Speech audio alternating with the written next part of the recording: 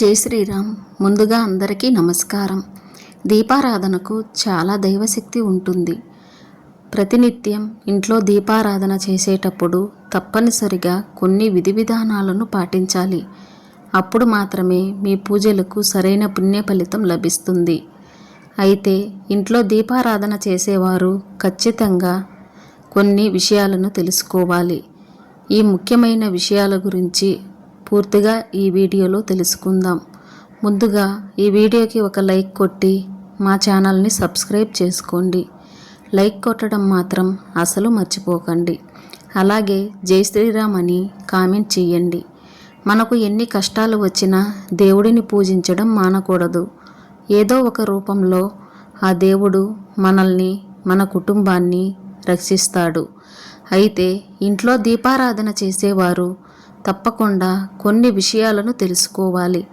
అప్పుడే మీరు చేసే పూజలకు పుణ్యం లభిస్తుంది.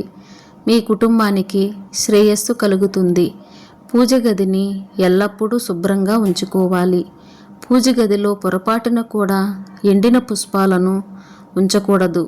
పూజ గదిలో ఎండిపోయిన పువ్వులు ఉంటే మీ ఇంట్లోకి నెగిటివ్ ఎనర్జీ ప్రవేశిస్తుంది.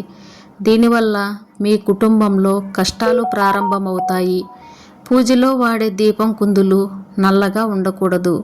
అలాగే పూజలో ఉపయోగించే దీపారాధన నూనె చాలా స్వచ్ఛంగా ఉండాలి.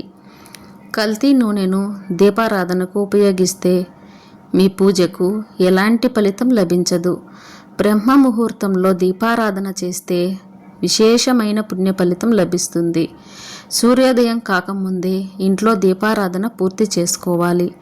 లేదా సాయంత్రం సూర్యుడు అస్తమించిన తర్వాత 6 నుండి 7 గంటల మధ్యలో దీపారాధన చేసుకోవచ్చు.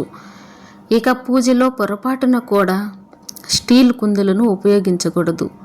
మట్టి కుందులు, ఇత్తడి కుందులు, వెండి ప్రమిదలు లేదా పంచలోహ ప్రమిదలను ఉపయోగించాలి. విరిగిపోయిన కుందుల్లో దీపారాధన చేయకూడదు. స్వచ్ఛమైన దూది లాంటి ఒత్తులతోనే దీపారాధన చేయాలి. అదేవిధంగా తామరకాడ ఒత్తులతో దీపారాధన చేస్తే మీ పూజకు రెట్టింపు పుణ్య ఫలితం. ఇంట్లో దీపారాధన చేసేటప్పుడు ఆవు నెయ్యి ఉపయోగిస్తే చాలా మంచిది. అదేవిధంగా నువ్వుల నూనె, కొబ్బరి నూనెను కూడా ఉపయోగించవచ్చు. దేవుని ముందు దీపం వెలిగించేటప్పుడు అగ్గిపుల్లను ఉపయోగించకూడదు.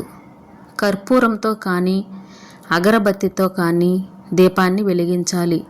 పూజ గదిలో వెలిగించే దీపం ఎల్లప్పుడూ తూర్పు ముఖంగా ఉండాలి లేదా ఉత్తర ముఖంగా ఉండాలి. అయితే ఎట్టి పరిస్థితుల్లోనూ దక్షిణ ముఖంగా దీపం పెట్టకూడదు. పూజ గదిలో దీపం వెలిగించిన తర్వాత కనీసం 45 నిమిషాల పాటు దీపం కొండెక్కకుండా జాగ్రత్త పడాలి. ఎప్పుడు దీపం కొండెక్కితే మనసులో శివుడిని స్మరించుకొని కొత్త దీపం వెలిగించండి. ఇక వాస్తుశాస్త్రం ప్రకారం మన పూజ గదిని ఎల్లప్పుడూ ఈశాన్య దిక్కులోనే ఏర్పాటు చేసుకోవాలి. అనవసరమైన వస్తువులను పూజ గదిలో ఉంచకూడదు. పూజ గదిలో ఉండే దేవుని విగ్రహాలు ఎదురుగా ఉండకూడదు. ఇక ప్రతి ఒక్కరూ పూజ గదిలో తప్పనిసరిగా కులదేవత చిత్రపటాన్ని ఏర్పాటు చేసుకోవాలి. ఇక మీ పూజ గదిలో కనీసం 2 దీపాలు వెలిగించాలి. దేవుని పూజలో నైవేద్యంగా సమర్పించేటప్పుడు ప్లాస్టిక్ గిన్నెలను ఉపయోగించకూడదు. ఇత్తడి ప్లేట్లలో కానీ ఒక తమలపాకు పైన కానీ దేవుడి నైవేద్యాన్ని నివేదించాలి. ఇక పూజలో ఉపయోగించే పుష్పాలు ఎల్లప్పుడూ తాజాగా ఉండాలి. వాడిన పువ్వులతో దేవుడిని పూజించకూడదు. మీ పూజ గదిలో ఏది ఉన్నా లేకపోయినా ఒక చిన్న రాగి కలశం ఖచ్చితంగా ఉండాలి. రాగి చెంబు నిండా నీళ్లు పోసి పూజ గదిలో పెట్టుకోండి. ప్రతిరోజు రాగి చెంబులో ఉన్న నీటిని మారుస్తూ దేవునికి నమస్కారం చేసుకోండి. ఒక చిన్న లక్ష్మీదేవి విగ్రహాన్ని తెచ్చి మీ పూజ గదిలో పెట్టుకొని ప్రతి శుక్రవారం లక్ష్మీదేవికి పాలతో అభిషేకం చేయండి. ధనధాన్యాలకు, డబ్బుకు కొరత ఏర్పడకుండా మీ ఇల్లంతా ఐశ్వర్యంతో నిండిపోతుంది. ఇక పూజ గదిని శుభ్రంగా చేసేటప్పుడు ఉప్పు నీటితో పూజ గదిని శుభ్రం చేసి పూజ గదిలో గంగాజలం కానీ పసుపు నీళ్లు కానీ చిలకరించాలి. పూజ గదిని ఇలా శుభ్రం చేస్తే నెగిటివ్ ఎనర్జీ మొత్తం తొలగిపోతుంది. ప్రతి గురువారం లేదా ప్రతి శనివారం నాడు పూజ గదిని శుభ్రం చేసుకోవాలి. ఇలా ప్రతి గురువారం శుక్రవారం రోజు పూజ గదిని శుభ్రంగా చేసుకోవడం వల్ల మీ ఇంట్లో పాజిటివ్ ఎనర్జీ ఏర్పడుతుంది. ఇంట్లో దీపారాధన చేసేటప్పుడు తప్పనిసరిగా సాంబ్రాణి పొగను వేసుకోవాలి. అప్పుడే దేవుని ఆశీర్వాదం లభిస్తుంది. అదేవిధంగా మీ పూజ గదిలో ఒక చిన్న శంఖం పెట్టుకొని ప్రతిరోజు శంఖానికి నమస్కారం చేసుకుంటే లక్ష్మీ కటాక్షం సులభంగా లభిస్తుంది. ఇక పూజ గదిలో వెలిగించే దీపం నేరుగా నేలపైన పెట్టకూడదు. దీపం ప్రమిద కింద ఒక చిన్న పళ్ళెం కానీ ఒక తమలపాకు కానీ పెట్టుకోవాలి. రావి చెట్టులో త్రిమూర్తులు కొలువై ఉంటారు కాబట్టి ఇంట్లో దీపారాధన చేసేటప్పుడు రావి ఆకి పైన దీపం వెలిగిస్తే త్రిమూర్తుల ఆశీర్వాదం తక్షణమే లభిస్తుంది. దీపారాధన చేసే సమయంలో ఖచ్చితంగా దైవ మంత్రాలను చదవాలి. మన హిందూ ధర్మాల్లో దైవ మంత్రాలకు చాలా శక్తి ఉంటుంది. ఇంట్లో దీపారాధన చేసేటప్పుడు ముందుగా వినాయకుడికి నమస్కారం చేసుకొని ఓం గం గణపతియే నమః అనే మంత్రాన్ని 3 సార్లు చదువుతూ దీపం వెలిగించాలి. గోవింద నామాలు చదువుతూ లేదా కనకదార స్తోత్రాన్ని చదువుతూ ఇంట్లో దీపారాధన చేయాలి.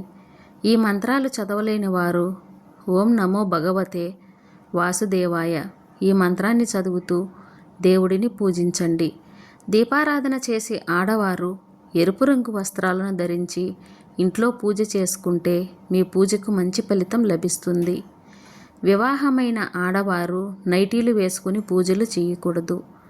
ఇక పురుషులు దీపారాధన చేసేటప్పుడు పంచె కట్టుకొని శరీరంపై చొక్కా లేకుండా కండువా కప్పుకొని దీపం వెలిగించాలి.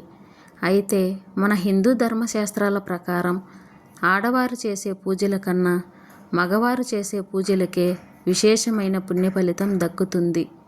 ఎందుకంటే ఆడవారు చేసే దీపారాధనకు కేవలం తన భర్తకు అలాగే తన పిల్లలకు మాత్రమే యోగక్షేమాలు కలిసి వస్తాయి.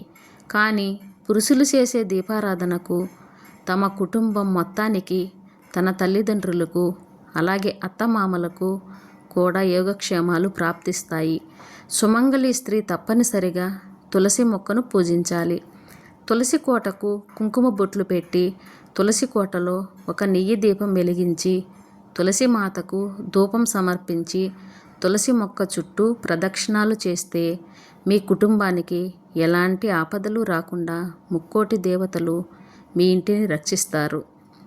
మీ ఇంటి ముందు తులసి మొక్క ఉంటే మీ ఇంట్లో సమస్త దేవతలు ఉన్నట్టే. అలాగే దేవాలయాలకు వెళ్ళినప్పుడు దేవాలయంలో దీపాలు వెలిగించండి. గుడిలో వెలిగించే దీపానికి చాలా శక్తి ఉంటుంది. దేవాలయంలో దేవతలు సంచరిస్తూ ఉంటారు కాబట్టి దేవాలయాల్లో నెయ్యి దీపం వెలిగిస్తే దేవతల ఆశీర్వాదం వెంటనే లభిస్తుంది. నలుపు రంగు వస్త్రాల గురించి మీకు ప్రత్యేకంగా చెప్పాలి. నలుపు రంగు వస్త్రాలను ధరించి ఇంట్లో దీపారాధన చేయకూడదు. ముఖ్యంగా పెళ్ళైన ఆడవారు నలుపు రంగు దుస్తులు ధరించకూడదు. లేదంటే మీ భర్త పనుల్లో ఆటంకాలు ఏర్పడతాయి. ఎప్పుడు పడితే అప్పుడు దీపారాధన చేయకూడదు. మిట్ట మధ్యాహ్నం దీపారాధన చేస్తే మీ ఇంట్లోకి దుష్ట శక్తులు ఆకర్షిస్తాయి. ఈ చిన్న చిన్న నియమాల్ని పాటిస్తూ దేవుడిని పూజించండి.